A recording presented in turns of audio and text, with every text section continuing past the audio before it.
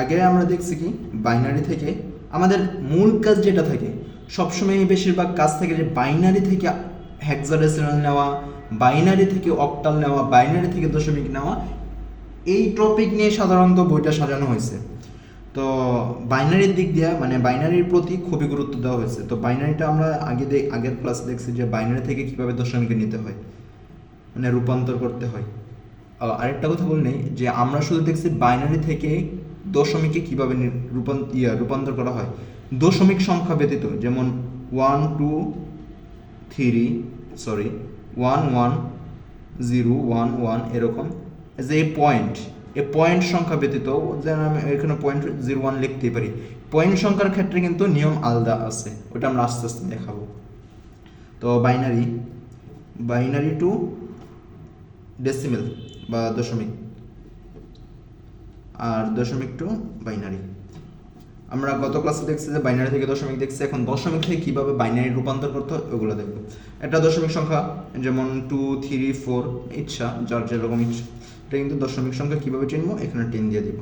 আমি যদি বলি এটা ইজিক্যাল টু কত বাইনারি, কীভাবে চিনবো, এই যে এখানে 2।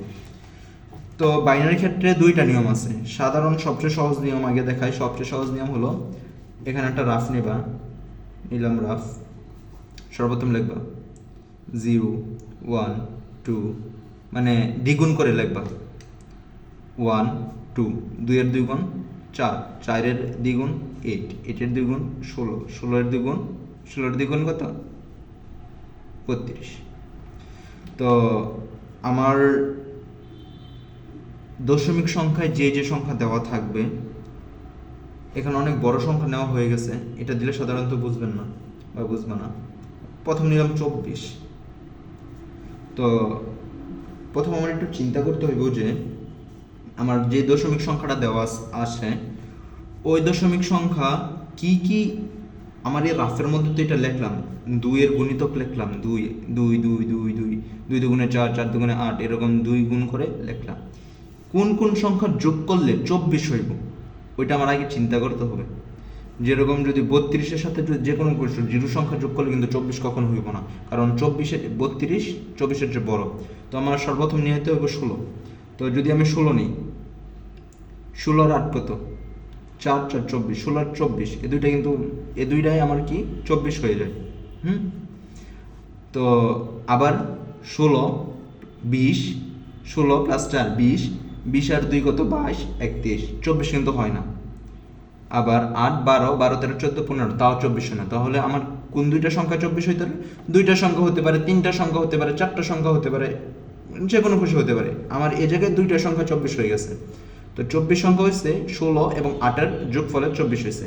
যে সংখ্যাগুলোর যোগফলে আমার এই প্রশ্ন প্রদত্ত সংখ্যাটি হবে ওই সংখ্যার নিচে আমি 1 1 দিলাম। 16 নিচে 1 দিলাম, 8-এর নিচে 1 দিলাম। বাকি বামে না, বাকি ডানে যত সংখ্যা থাকবে সবগুলোর নিচে 0 0 0, এ 0 লাগবে না, এ 0 বাদ। তো আমি এইখানে যে সংখ্যাটা পেলাম, এই সংখ্যাটাই হলো আমার বাইনারি সংখ্যা 1 1 0 0 0, এটাই হলো আমার বাইনারি সংখ্যা। তো 24 ইজিক্যাল টু কি লিখতে হবে 1 1 0 0 0, এটাই হলো বাইনারি সংখ্যা। এখন যদি এটা থেকে এটা রূপান্তর করতে চাই, এটা থেকে এটা কিভাবে রূপান্তর করবো? গতকালকার মতো এই 0-র জন্য কি লিখতে পারি, এখানে দেখাই একটু বড় জায়গা, একটু বড় থাকবে। 0 ইন্টু এ 0-র জন্য প্রথম 0 ইন্টু 2 0, প্লাস এ 0-র জন্য 0 ইন্টু 2 1, এ 0-র জন্য 0 ইন্টু 2 2, তারপর হচ্ছে 3টা 0 হলো, তারপর হচ্ছে প্লাস 1 ইন্টু 2 3, প্লাস 1 ইন্টু 2 0 1 2 3 4 0, এটার মান কত 0। যে কোনো সংখ্যার সাথে 0 গুণ করলে 0 হয়ে যায়, এই তিনটার মান 0। তো 2 এর উপর 4 দিলে, মানে 2 টু দি পাওয়ার 4 দিলে 16, plus 2 to the power cube 8 equal to 24। কোন সংখ্যা 24 পেলে? দশমিক সংখ্যা। যে পরস্পর রূপান্তর আমরা শিখে গেলাম। তো আরেকটা সংখ্যা আমি দিই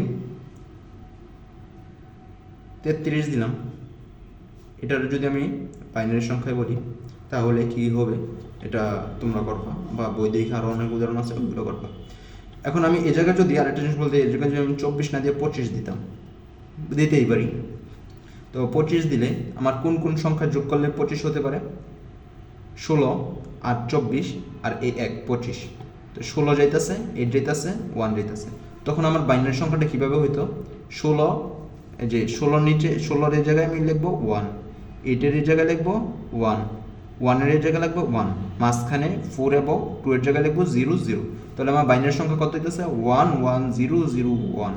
এটাই হচ্ছে বাইনারি সংখ্যায় রূপান্তর। তারপর বাইনারি থেকে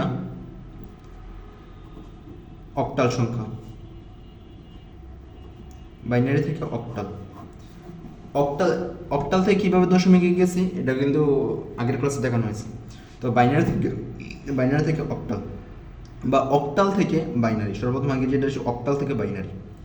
তো এটার ক্ষেত্রে একটা শর্ত আছে, অক্টাল এবং হেক্সাডেসিমালের ক্ষেত্রে একটা অক্টাল অঙ্ক, অক্টাল 8টা অঙ্ক নিয়ে গঠিত না, 0 থেকে 7 পর্যন্ত, একটা অক্টাল অঙ্ক 3টা বাইনারি অঙ্কর সমান বা 3টা বাইনারি অঙ্ক নিয়ে গঠিত। যেমন অক্টাল একটা সংখ্যা 6 এবং 7, একটা সংখ্যা নিলাম, তো অক্টালের এটা কি অক্টাল কীভাবে প্রকাশ করবো? 8। অক্টাল দশমিক সংখ্যা যেমন পুরোটা একবারে করছি, অক্টালের ক্ষেত্রে প্রতি সংখ্যা মানে প্রতি অঙ্ক, যেমন 7 একটা অঙ্ক, 6 এবং অঙ্ক দুইটা মিলে একটা সংখ্যা হয়েছে, প্রত্যেকটা অঙ্কের জন্য এই দশমিক সংখ্যার অনুরূপ নিয়ম খাটাবো। এই সর্বপ্রথম আমার আছে যেমন 7 বা 6, যে দিক দিয়ে শুরু করো একই কথা, সর্বপ্রথম একদম ডান দিক থেকে শুরু করা ভালো। তো সর্বপ্রথম আছে কত? অক্টালের ক্ষেত্রে 7। প্রত্যেকটা অক্টাল সংখ্যা 3টা কোড নিয়ে গঠিত, সর্বোচ্চ 3টা, 4টা হইব না, হেক্সাডেসিমাল 4টা কোড নিয়ে গঠিত। তো 7, তো 7 এর জন্য আমার বাইনারি সংখ্যা কত হবে দশমিক পদ্ধতিতে? হিসাব করি, লিখলাম 1 2 4 8, এটার বেশি তো যাওয়া লাগতেছে না কারণ 7 হচ্ছে এটার ছোট। তো কোন কোন সংখ্যা যোগ করলে 7 হয়? 2 4 1 1 1 1, মানে 3টা যোগ করলে 7 হয়, এটা 0। এটা ডানের ক্ষেত্রে, বামের ক্ষেত্রে কিছু দেওয়া লাগে না। তো আমার সংখ্যা পদ্ধতি 7 এর ক্ষেত্রে কত আসছে? 1 1 1, বাইনারি ক্ষেত্রে 2 হইতেছে। তো এই 7 এর জায়গায় আমি কি লিখতে পারি? 1 1 1 1 1 1। আর 6 এর ক্ষেত্রে আমি কি লিখতে পারি? অনুরূপভাবে 6 কত হয়? 4 এবং 2 এর ক্ষেত্রে, তো 4 এর ক্ষেত্রে নিচে 1, 2 এর ক্ষেত্রে নিচে 1, এই সাইডে 0, তো 1 1 0। এখন 6 আগে আছে না 7 আগে আছে?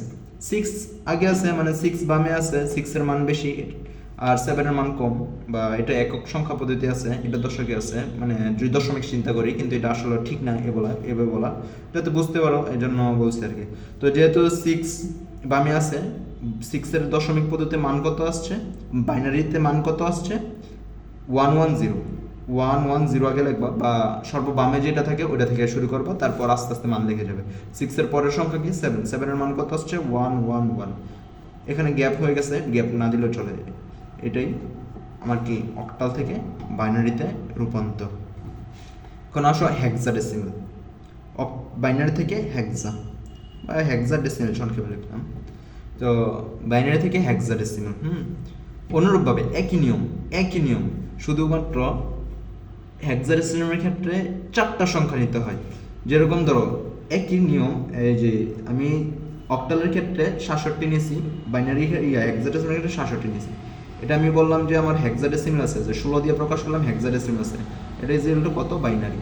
তো বাইনারি সংখ্যা তুমি রূপান্তর করবে কেমনে? সর্বপ্রথম এটা কিন্তু বাইনারি, এটা দশমিক না। দশমিক হলে তুমি বেস দিয়ে গুণ করতে পারতা, কিন্তু এটা বাইনারি, এটা ওইভাবে হইব না। এটার জন্য এরকম মানে আরেকটা নিয়ম আছে, ওইটাও দেখাবো, ওইটা পরীক্ষার ক্ষেত্রে বেশি খাটে আর কি। আর এটা হচ্ছে শর্টকাট, এটাতে অঙ্ক হয়েছে কিনা এটা দেখার জন্য। তো 1 2 4 মানে 2 এর গুণ, 2 1 2, তারপর হচ্ছে 2 2 4, 4 2 8 7। তুমি 7 কিভাবে লিখবে? এই তিনটার যোগফল 1 1 1। আচ্ছা, এখানে আমার বাইনারি অঙ্ক কয়টা হয়েছে? 3টা। আমি কি বলছি? হেক্সাডেসিমালের জন্য বাইনারি অঙ্ক কয়টা লাগে? 4টা লাগে, কিন্তু আমার এখানে হয়েছে কয়টা? 3টা। তো তো কোনো অঙ্কের সামনে যদি তুমি সামনে একটা জিরো দিয়ে দাও, যেমন আমার অঙ্ক আছে একটা আছে 10, 10-এর সামনে জিরো দিয়ে দাও, এটা থাকা যে কথা না থাকে একই কথা। তো এখানে আমি হেক্সাডেসিমাল ক্ষেত্রে কী লিখবো, এখানে জিরো দিয়ে দিব, কারণ আমার অঙ্ক লাগবে কয়টা, 4টা, 1 2 3 4টা অঙ্ক হয়েছে। তো এই 7-এর জন্য আমি কী পেলাম, 0 1 1 1। এই 6-এর জন্য কী পাবো, অনুরূপভাবে 6-এর ক্ষেত্রে যে এনে পাইছিলাম 1 1 0, বা এখানে দেখতে পারো 6 হচ্ছে 4 এবং 2 এর যোগফল, তো এই ক্ষেত্রে 1, এই ক্ষেত্রে 1, এই জায়গায় 0। এখানে অঙ্ক হয়েছে কয়টা, 3টা, কিন্তু আমার লাগবে কয়টা, 4টা, তো সামনে একটা 0 দিয়ে দাও, নিলাম। তো 6-এর জন্য কত, 0 1 1 0। এখন এই দুইটা যদি আমি সাজায় লিখি তাহলে কত, 0 1 1 0, তারপর এ 0 0 1 1 0 0 1 1 0, তারপর আবার এটা 0 1 1 1 0 1 1 1। এটা হচ্ছে আমার হেক্সাডেসিমাল। এখানে সামনে 0, তুমি বলতে পারো ভাই এর সামনে 0 আমি দিয়ে লিখবো না, কিন্তু সামনে 0 দিয়ে দেওয়াই ভালো, কারণ অনেক শিক্ষক মানে দেখতে সুন্দর আর কি, যাতে তুমি ব্যাপারটা বুঝছো এটা বোঝা যায়। তো বাইনারি থেকে হেক্সাডেসিমাল হইলো, তো বাইনারি থেকে সব কিছু কমপ্লিট। আরেকটা জিনিস দেখাবো, এটা হচ্ছে বাইনারি। তো আমরা একটা নিয়ম শিখলাম কীভাবে রূপান্তর করা যায়। এখন আসলে পরীক্ষার খাতায় ধরো যদি শুধু বাইনারি রূপান্তর চায়, বাইনারি থেকে দশমিক সাধারণত চায় না, যদি চায় তাহলে কীভাবে লিখবো, একটা সংখ্যা পদ্ধতি নাও, মানে একটা সংখ্যা নাও, দশমিক সংখ্যা দিয়ে